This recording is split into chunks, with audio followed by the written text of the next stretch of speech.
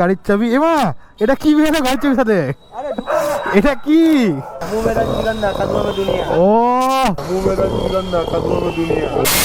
Hello guys, good morning, welcome back to the Bonsaga vlogs. তো guys এখন ঘুরতে বাজে দুপুর 12:30 আর দেখতে পাচ্ছ দুজন মিলে বাইক নিয়ে বেরিয়ে গেছি। আর আজকে কোনো মর্নিং রাইড না বা কোনো সানডে রাইড না, আজকে এখন যাচ্ছি মালদা ইয়ামাহা শোরুমে।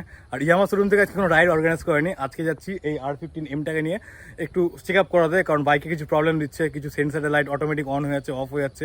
তো সেগুলোর জন্য যাচ্ছি ইয়ামাহা শোরুমে। কারণ গাইজ আমরা কিছুদিন পরে যাচ্ছি লং রাইডে, মানে যখন তোমরা এই ভিডিওটা দেখবে তখন আমরা পাহাড়ে রাইড করব, যদি সব প্ল্যান ঠিকঠাক চলে তাহলে। তো চলো গাইজ এখন এখান থেকে বেরোনো যাক। প্রথমে যাবো ইয়ামাহা শোরুমে, আর ইয়ামাহা শোরুমে বাইকের কাজ কমপ্লিট হয়ে যাওয়ার পর আমরা যাবো হচ্ছে পলিউশন চেক করাতে, কারণ বাইকের পলিউশন ফেল হয়ে গেছে। আর আমরা যেখানে যাব যদি পলিউশন ফেল থাকে আর যদি পুলিশ ধরে তো প্রচুর টাকা ফাইন, বুঝতেই পারছো। আর তারপর আমরা যাবো হচ্ছে হেলমেটের ভাইজার চেঞ্জ করতে, কারণ হেলমেটের ভাইজারের অবস্থা প্রচুর খারাপ, পুরো ভাইজারে স্ক্র্যাচ পড়ে আছে। তো তার জন্য যাবো রথবাড়িতে ভাইজার চেঞ্জ করতে। তো চলো এখন ফটাফট এখান থেকে বেরোয়, অনেকটা লেট হয়ে গেছে। আর দেখা যাক শোরুমে কতক্ষণ টাইম লাগে বাইকটা প্রপার সার্ভিস হতে। তো চলো গাইজ একদম দেখা হচ্ছে মোটো ব্লগ সেটআপে। এই দেখে বাপরে, বাড়ি থেকে বেরোতে এখন কাণ্ড হয়ে গেছিলো। সো ফাইনালি গাইজ বেরিয়ে গেছি বাড়ি থেকে। আর প্রথমে যাবো ইয়ামাহা শোরুম, তোমাদের যেমনটা বললাম ইয়ামাহা শোরুমে দেখা যাক কাজ কতক্ষণ লাগে সবগুলো কাজ কমপ্লিট হতে। আর দেখো বেরোতে শুরু হয়ে গেল টোটোর জ্যাম। আর আমি তো পুরো রং সাইডের মধ্যে পড়ে গেছি। এখন রোডটা ক্রস করে ওই সাইডে হই, তারপর উঠবো NH। আর NH আমার বাড়ি থেকে খুবই কাছে। বাপরে কতগুলো টোটো দেখো, লম্বা লাইন করে টোটো চলছে। আর মেন যে প্রবলেম সেটা হচ্ছে এই যে জিনিসটা আছে, এই জিনিসটা ঘুরছে, প্লাস হ্যান্ডেলে একটু প্রবলেম দিচ্ছে। আর সামনে যে সিগন্যালগুলো আছে, মানে যেসব লাইটগুলো আছে, সেন্সারগুলো আছে, সবগুলো সেন্সার মাঝে মধ্যে অন হয়ে যাচ্ছে। তো তাই জন্য হচ্ছে মেন শোরুমে যাওয়া, আর একটু মোবিল চেঞ্জ করতে হবে, আর ব্রেক প্যাড চেক করতে হবে। কারণ তোমরা যখন এই ভিডিওটা দেখবে তখন আমি থাকবো হচ্ছে পাহাড়ে, আই থিঙ্ক, যদি সব কিছু ঠিকঠাক হয় তবে। তো দেখা যাক, চলো এখন শোরুমে যাওয়া যাক।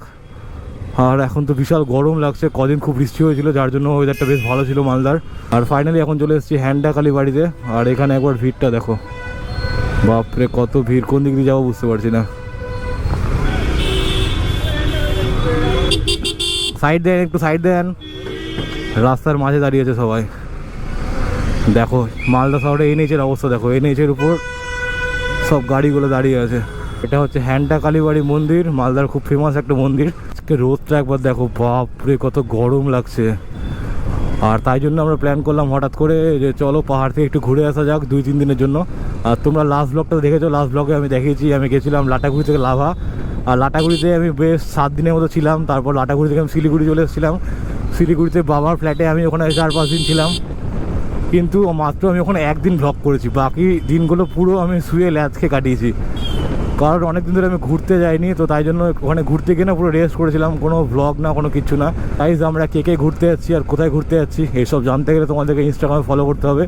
ইনস্টাগ্রামে সব রকম আপডেট পেয়ে যাবে তোমরা। আর দেখো এখন চলে এসেছি রবীন্দ্র ভবন মোড়ে। আর ওই দেখো পুলিশ দাঁড়িয়ে আছে। আর এই পুলিশটা আমাকে অনেকবার ধরেছে, তোমরা আগে ভিডিওগুলো চেক করতে পারো। এই পুলিশটা আমাকে অনেকবার ধরেছে, কিন্তু ধরে কোনো লাভ হয়নি, কারণ বাইকের তো সব পেপার সবসময় ওকে থাকে, প্লাস লাইসেন্স আর হেলমেট তো থাকেই। তো যাই হোক চলে এসেছি এখন শোরুমের খুবই কাছে, এখান থেকে 1 কিলোমিটার হবে শোরুমটা। তো শোরুমে গিয়ে যে শোরুমের ওনার আছে তাকে ফোন করবো। আর তোমরা তো জানো ভালো করে শোরুমের সাথে আমার খুবই ভালো সম্পর্ক, যে কোনো রাইডে আমাকে ইনভাইট করে শোরুম থেকে। দেখো চলে এসেছি হ্যাপি হুইলস ইয়ামাহা শোরুম। এবার দেখা যাক ভেতরে কতটা ভিড় আছে। যদি বেশি ভিড় থাকে তাহলে তো শোরুমের ওনারকে ফোন করতে হবে, তোমরা তো জানো ওনারের সাথে খুব ভালো রিলেশন আমার। আর বাইক দেখো পুরো ভেতরে ঢুকিয়ে দিলাম। সো গাইস চলে আসছি শোরুমে। আর শোরুমে আসার সঙ্গে সঙ্গে বাইকটা পুরো ভেতরে ঢুকিয়ে দিয়েছে, বাইক ওয়াশ কমপ্লিট হয়ে গেছে, আর বাইকের প্রপার কাজ চলছে। আর দেখা যাক এখন কতক্ষণ টাইম লাগে। তো এখন পুরো খিদে পেয়ে গেছে, 1 ঘন্টা পার হয়ে গেল আমাদের ওয়েট করতে করতে। গাড়ির কাজ অনেক কাজ বাকি আছে, আর অনেক সব কিছু চেক করছে যেগুলো প্রবলেম ছিল। তো এখন বাইরে যাচ্ছি একটু খাওয়া দাওয়া করি, তারপর আবার শোরুমে আসবো। আর খাওয়া দাওয়ার পর আবার যাবো হচ্ছে হেলমেটের ভাইজার চেঞ্জ করতে, কারণ হেলমেটের ভাইজারের অবস্থা খুব খারাপ, আমার ভাইজারের অবস্থা খুব খারাপ, আর জয়দারও হেলমেটের ভাইজারের অবস্থা খুব খারাপ। তো তারপর রথবাড়ি যাবো ভাইজার চেঞ্জ করতে, আর তারপর যাবো হচ্ছে পলিউশন করতে। তো দেখা যাক কখন বেরোই আমরা এখান থেকে। সো গাইস চলো এখন গৌরব পেট্রোল থেকে বেরোনো যাক। এখানে এসেছিলাম পলিউশন চেক করাতে, কিন্তু এখন তো লাঞ্চ টাইম, ওরা সব খেতে গেছে, তাই জন্য কেউ নেই। তো আমি এখন যাব হচ্ছে 2 নম্বর কর্নারে আরেকটা দোকান আছে পলিউশন চেক করার, তো সেখানে যাব। আর ইয়ামাহা শোরুম থেকে তো বেরিয়ে গেছি প্রায় 10-15 মিনিট হলো। আর রাস্তায় যা কিছু ব্লগ করলাম, ওখানে যা কিছু ব্লগ করলাম, একটা কিছু অডিও রেকর্ড হয়নি। আমি গৌরবে এসে দেখছি, তাই জন্য ব্লগটা আবার এখান থেকে শুরু করলাম। আর আবার সেম প্রবলেম দেখা দিচ্ছে আমার ক্যামেরাতে। তো বুঝতে পারছি না প্রবলেমটা কিসের, ক্যামেরাতে প্রবলেম দিচ্ছে নাকি মিডিয়া মোডে প্রবলেম দিচ্ছে, আর নাকি আমার যে মাইকটা সেট করা আছে সোনির মাইক সেটাতে প্রবলেম দিচ্ছে। তো তোমরা যদি কেউ জানো ব্যাপারটা প্রবলেমটা কিসে দিচ্ছে তো একটু কমেন্ট করে আমাকে জানাতে পারো, কারণ প্রচুর প্রবলেমের মধ্যে আছি আমি। আর তোমরা যখন এই ভিডিওটা দেখছো তখন তো আমি পাহাড়েই যাব, পাহাড়ে রাইড করব, তো ওখানে যদি এরকম প্রবলেম দেয় তো পুরো মজাটাই নষ্ট হয়ে যাবে। আর সামনে আছে হচ্ছে পলিউশন একটা দোকান, তো আমি এখন সেখানে যাচ্ছি। আর পলিউশনটা ফেল হয়ে গেছে 7 দিন হলো। আর পাহাড়ে না প্রচুর চেকিং করে, আর যদি পলিউশন ফেল থাকে তো পুরোপুরি চালান কাটবে প্রায় 5 থেকে 6 হাজার টাকার। আর 5-6 হাজার টাকা চালান দেওয়ার কোনো রকম ইচ্ছে নেই, তাই জন্য এখন পলিউশন চেক করতে যাচ্ছি। আর পলিউশন চেক করে যাব রথবাড়িতে যাব হচ্ছে, কারণ আমার হেলমেটের যে ভাইজারটা আছে খুব খারাপ অবস্থা হয়ে আছে, তাই জন্য হেলমেটের ভাইজারটা চেঞ্জ করতে যাবো। আর চলে এসেছি এখন পলিউশনের দোকানে, দেখা যাক এখন এখানে করে দেয় কিনা। কাপড় দিয়ে কথা নাকি ভেতরে?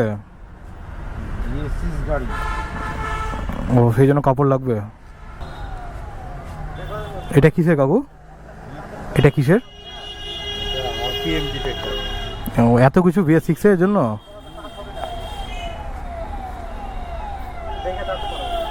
বাপরে, স্টার্ট করো, নিউট্রাল রেখে স্টার্ট করলাম, গাড়ির সাউন্ড চেঞ্জ হয়ে গেল। গাইস ফাইনালি পলিউশন চেক করে বেরিয়ে গেছি। আর এখন ঘড়িতে বাজে 3:40। আর তোমাদের যেমনটা বলছিলাম আমাকে 4টার মধ্যে যেতে হবে বার্থডে কেক কিনতে আর বার্থডে গিফট কিনতে। তো এখন যদি আমি হেলমেটের ভাইজার কিনতে যাই তো কোনো মতে পসিবল না যে 4টার মধ্যে আমি বেরোবো, কারণ আমাকে বাড়িতে গিয়ে স্নান করতে হবে, খাওয়া দাওয়া করতে হবে, তো বেশ কিছুক্ষণ টাইম লাগবে। তো তাই জন্য ঠিক করলাম এখন যাব হচ্ছে বাড়িতে গিয়ে খাওয়া দাওয়া করবো, স্নান করব, দেন আমি যাব হচ্ছে কেক আর গিফট কিনতে। আর যদি তখন সময় পাই তাহলে তখন হেলমেটের ভাজাটাও কেনা হয়ে যাবে। তো চলো এখন ফটাফট বাড়ি যাওয়া যাক। আর আমি এমনিতে অনেক লেট করে ফেলেছি, যার জন্য একটু উড়ে যেতে হচ্ছে, কিন্তু ওড়ার কোনো চান্স নেই, কারণ এরকম পাহাড়ের মতো এত বড় বড় স্পিড ব্রেকার গোটা গলির মধ্যে। সো গাইস যখন ঘড়িতে বাজে বিকেল 5টা, দেখতে পাচ্ছ আমি R15M থেকে চলে এসেছি পালসার 220-তে, একদম লেজেন্ডারি মেশিন। আর তোমাদের তো বলেছিলাম যে আজকে বিকেলে একটা ফ্রেন্ডের বার্থডে পার্টি আছে, তো এখন সেখানে যাচ্ছি। আর আমার আজকে দায়িত্ব পড়েছে কেক কিনে নিয়ে BM10-এ ঢুকতে হবে। তো এখন আমি আর সানিদা আছি পেছনে, সানিদা বসে আছে বাইকের পেছনে। তো এখন আমি আছি দেখতে পাচ্ছ ITM মোড়ে।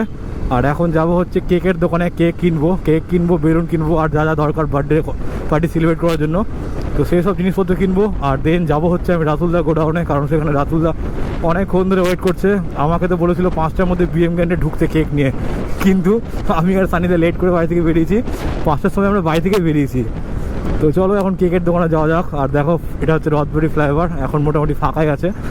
এখন ওয়েদারটা বেশ ভালো আছে, সেরকম রোদ নেই আজকে। যখন দুপুরে আমি ইয়ামাহা শোরুমে বসেছিলাম তখন আমি ইনস্টাগ্রাম স্ক্রোল করছিলাম, আর ইনস্টাগ্রাম স্ক্রোল করতে করতে দেখলাম আমির মাজিদের ইউটিউব চ্যানেল হ্যাক হয়ে গেছে। আর শুধু হ্যাক না, হ্যাক করে চ্যানেলটাকে পুরো ডিলিট করে দেওয়া হয়েছে। তো সিরিয়াসলি রিলটা দেখে না আমার খুব খারাপ লাগলো, কারণ আমির যখন মালদায় এসেছিলো তখন আমার ফোন নিয়ে নিজে থেকে ভিডিও বানিয়ে দিয়েছিল।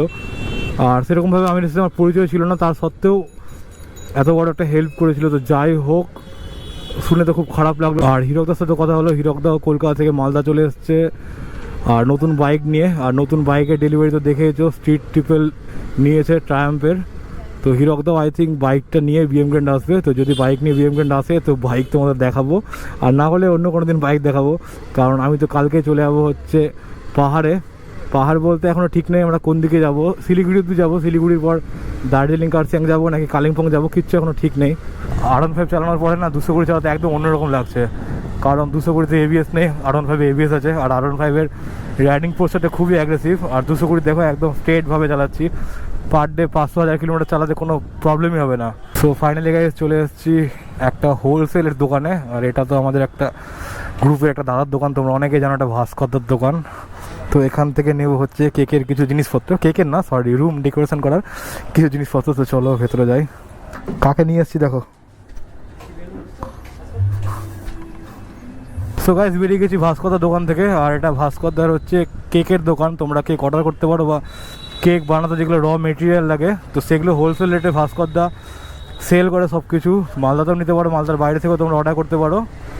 তো চলো এবার যাই হচ্ছে কেকের দোকানে, সামনে আছে কেকের দোকান। তো গাইস দেখতে পাচ্ছ হাতে দুটো কেক, আর আজকে দুজনের বার্থডে, কাজিদের বার্থডে আর আরেকটা ফ্রেন্ডের বার্থডে। তাই জন্য দুটো কেক নেওয়া হলো। আর দেখো কুকুরগুলো কেমন করছে, পুরো ঘাবড়ে গেছিলাম। না ধরো, আর ভুঁড়িটা ঢোকাও, শার্টটা ফেটে যাচ্ছে। এটা কি খাচ্ছ তুমি কালো কালো? এটা হচ্ছে আমরস। কি মুখের ভাষা, আমি ধরবো না এগুলো, পাপ পাপ লেগে যাবে। কখন বললাম খাবো আমি? গাড়ির চাবিটা ভেতরে ফেলে এসেছি।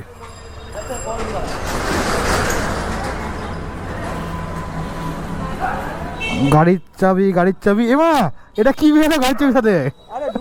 এটা কি গাড়ির চাবি বের করতে গিয়ে গুটকা বেরিয়ে গেছে সানিদের পকেট থেকে। দেখো রজনী খায়, কম দামি খায় না, মুখ মেরা দিলাম না, কাদুয়া দুনিয়া। ও পচা পচা। সো গাইস এখান থেকে বেরিয়ে গেলাম কেক নিয়ে। আর সানিদার তো ডায়লগ শুনলে কি ডায়লগ দিল, বাপরে বাপ। তো চলো এখন যাব হচ্ছে রাতুলদার গোডাউনে, আর আই থিঙ্ক ওখানেই সবাই আসবে, তারপর আমরা একসাথে বিএম গ্র্যান্ড যাবো। আর বিএম গ্র্যান্ড গিয়ে ঘরটাকেও একটু সাজাতে হবে, তার জন্য বেলুন নিয়ে নিলাম। আর যদি আজকে পুলে নামি তাহলে তো তোমাদেরকে পুরো দেখাবো আন্ডার ওয়াটার শট, যেটা গোপ্রো দিয়ে শ্যুট করবো। আর গোপ্রো তো সেরকম বেশি চার্জ নেই, এখন 35% চার্জ আছে, তো দেখা যাক কতক্ষণ চলে। না হলে তো আইফোন আছে, আইফোন চোবাবো জলের মধ্যে। বাপরে জল কত বেড়েছে। আর নদীর ধারে যেগুলো বাড়ি ছিল সবগুলো বাড়ি ডুবে গেছে, কারণ এই কদিন খুব বৃষ্টি হয়েছে মাঝে, তাই জন্য দেখো সবগুলো বাড়ি ডুবে গেছে। এখন যদি এখানে দাঁড়াতাম তাহলে তোমাদেরকে পুরো দেখাতে পারতাম ভালো মতো। এই সাইডে সবগুলো বাড়ি ডুবে গেছে, সবগুলো বাড়ি জলের তলায়।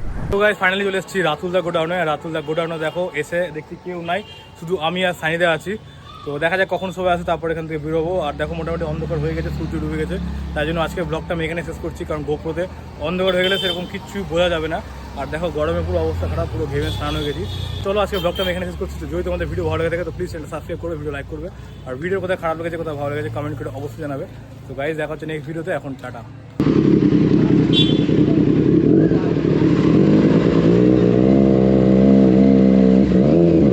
বেরিয়ে গেছি আর এখন বসে আছি হিরো বাইকের পিছনে।